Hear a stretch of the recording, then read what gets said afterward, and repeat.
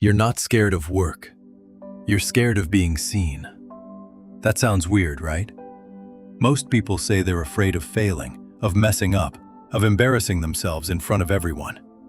But if failure were really the problem, you wouldn't avoid starting. You'd try. You'd fail. You'd feel bad for a bit. Then you'd move on. But that's not what happens. You don't start at all. You stay quiet. You prepare. You wait for the perfect moment that never comes.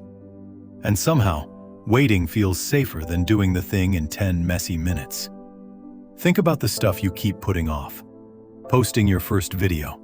Sending that email you've rewritten 5 times. Submitting the application that's been open in a tab for weeks. Sharing an idea you've been thinking about for months, maybe years. It's not the effort that freezes you. Deep down, you know you could do the work if someone forced you. What really scares you is the moment after the work leaves your hands. The moment people can actually see you. Before you start, you're invisible. And invisibility feels safe. No one can judge what doesn't exist yet. No one can criticize a video you never post. No one can ignore an idea you never share. As long as you haven't started, you can tell yourself any story you want. I'd be good at this if I tried. I'm just waiting for the right time. I could do it. I just don't feel ready yet. That story is comfortable. It keeps your self-image clean. The second you act, that protection cracks. Once you hit publish, once you press send, once you actually show your work, you become visible. And to your brain, visibility feels dangerous. Not logically dangerous, emotionally dangerous. Because being seen means exposure. Exposure to judgment. Exposure to silence. Exposure to that sinking feeling that maybe nobody cares. Failure at least gives you a clear story. It didn't work. I need to improve. But being seen and ignored, being seen and not chosen, that hits deeper. It whispers, maybe this doesn't matter. Maybe I don't matter. So your brain quietly installs a rule. If staying invisible keeps me safe, then staying invisible is smarter than trying. That's why. You'll happily spend hours researching. You'll rewrite the plan again and again. You'll keep polishing something no one has ever seen. From the outside, it looks responsible. On the inside, it's fear. Not fear of effort, fear of exposure. You see this everywhere. The person with a full notion of ideas but nothing posted. The artist with a hard drive full of drafts and no uploads. The student who studies by color-coding notes but never starts the assignment. Effort is private. Being seen is public. And public action kills your excuses. Once you're visible, you can't hide behind someday anymore. You can't hide behind potential. This hits even harder if your identity is built around being safe. The reliable one. The quiet one. The one who doesn't cause trouble. Visibility threatens that story. If you speak up, you might be wrong. If you show your work, people might see it's average.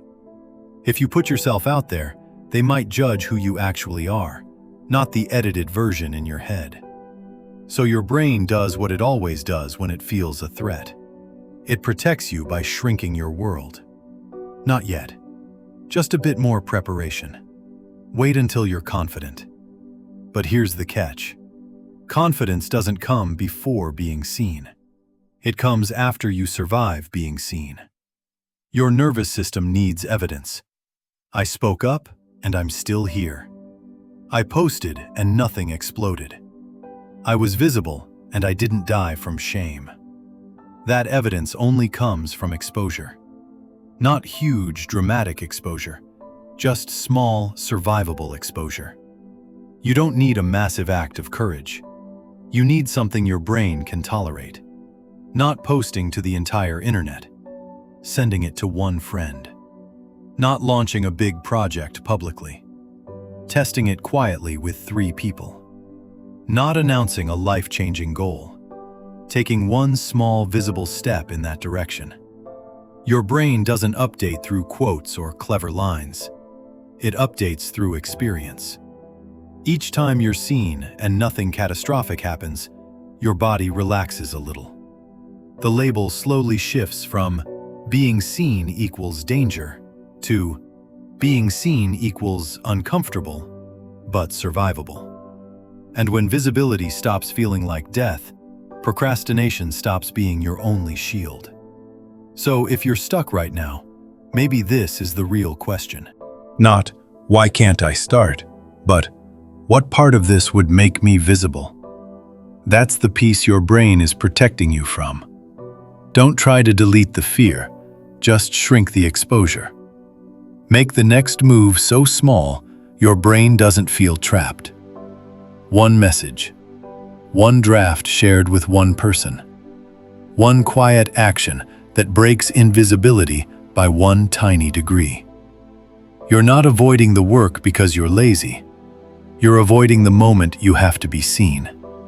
And the fastest way forward is not hiding longer, but proving to yourself, slowly and honestly, that being seen isn't fatal. If something specific came to mind while you were listening, something you've been avoiding because it would make you visible, write it down. You don't have to show anyone yet. But that simple act might be the moment your invisibility finally starts to crack.